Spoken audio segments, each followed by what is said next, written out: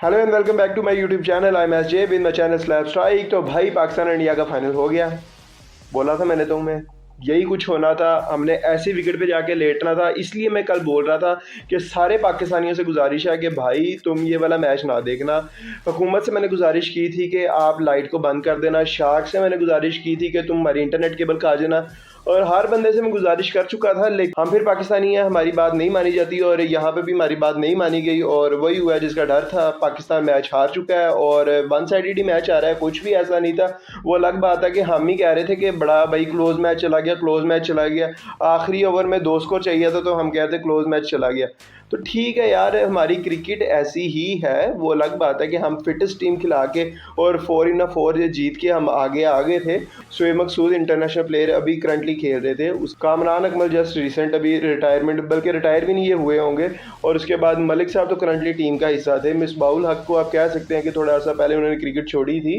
Otherwise हमारी team fittest team थी, इसलिए हम आगे थे, दूसरी टीमों को हरा दिया था। हाँ, बाकी टीम्स का हम कह सकते हैं कि उनकी टीमें जो सी है वो इस तरह की थी कि वो 50-50 था कि उनके पुराने भी थे, नए भी थे, लेकिन वो उन्होंने मिक्स करके उन्होंने टीम बना ली हुई थी।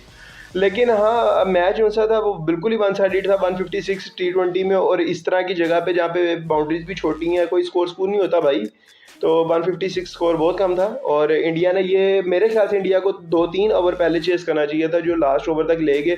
राइडर जैसे खेल रहे थे तो मुझे था कि वो शायद एंड तक गेम को लेके जाएंगे, लेकिन हमारे सईद अजमल साहब का अभी भी दूसरा चल रहा है और वो आउट शाउट करी जा रहे थे।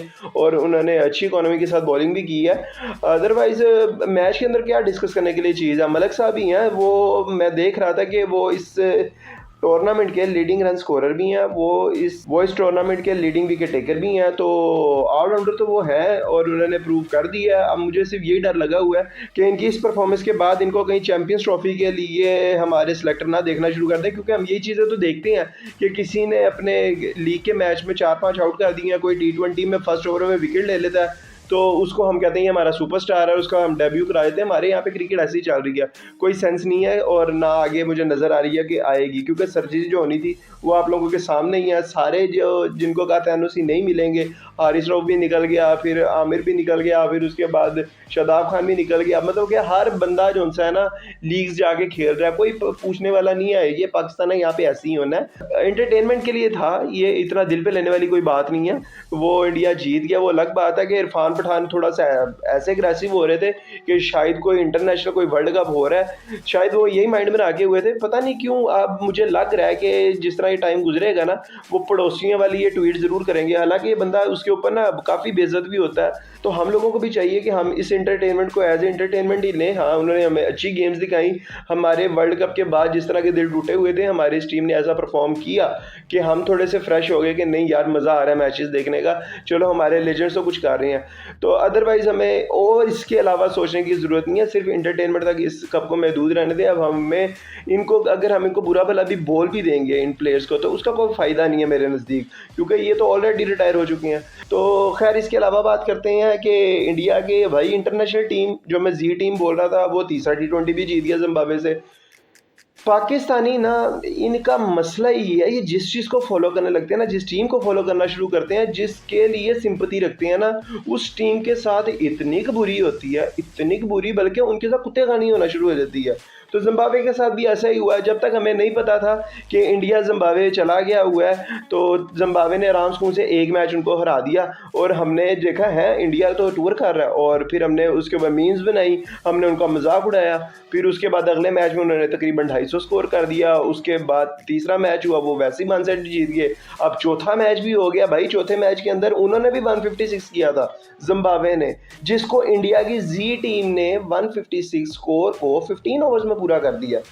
तो अब हमें अपने मुंह के ऊपर लानत भेजनी चाहिए, या हमें अब किसी जगह पे जाके डूब मरना चाहिए, या किसी जगह पे जाने की भी ज़रूरत नहीं है। हमें चुल्लू भर पानी में डूब मरना चाहिए अगर हमारे अंदर कुछ हो। शायद मैंने इससे पहले किसी वीडियो में बोला था कि हम आनंद भाई हैं, लेकिन मुझे अब लग रहा है कि आनंद भाई भी हैं, लेकिन हम ना किसी मनूस टाइप के आनंद भाई हैं, क्योंकि जिस टीम को फॉलो कर रहे हैं वो टीम हार रही है। तो मेरी सब पाकिस्तानियों से दुआ है कि आप इंडिया की टीम को सपोर्ट करना शुरू कर दें।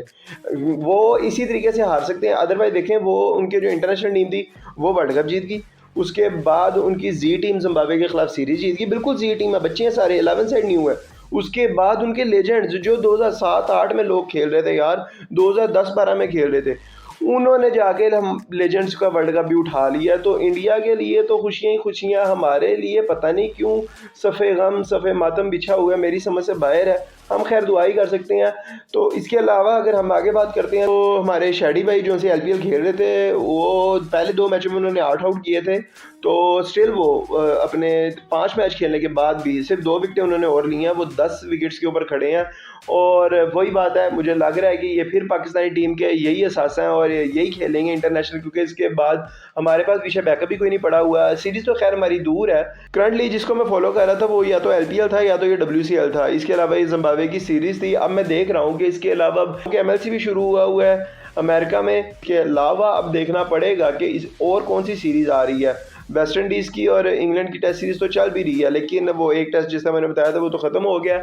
इसके आगे कौन सी सीरीज़ आएगी वो अब हमें देखनी पड़ेगी। हाँ, मेन चीज़ जो सी अब मुझे नज़र आ रहा है कल के दिन के लिए, वो यूरो कप का फाइनल है। अब वो देखना पड़ेगा कि मेरी सारी प्रेडिक्शनें आपके सामने ही हैं, 99.9 जो सी है वो तो करेक्ट अभी तक हो रही हैं। अब लास्ट प्रेडिक्शन मेरी यूरो कप के लिए तो स्पेन की रह गई है, और जो कोपा कप है उसके लिए मेरी प्रेडिक्शन यही है कि वो अर्जेंटीना जीतेगा। जब ये मैचेस होंगे तो उसके बाद पता चलेगा कि कौन जीतेगा कौन नहीं। प्रेडिक्शन मैंने आपको अपनी कर दी है कि कौन जीतेगा। तो खैर भाई, आज के लिए इतना ही, इंशाल्लाह आपसे मिलेंगे अब नेक्स्ट वीडियो में। तो अगर अभी तक मुझे बर्दाश्त कर रहे हो तो चैनल को लाइक कर दो, शेयर कर दो, सब्सक्राइब कर दो। नेक्स्ट वीडियो तक के लिए अल्लाह हाफिज़।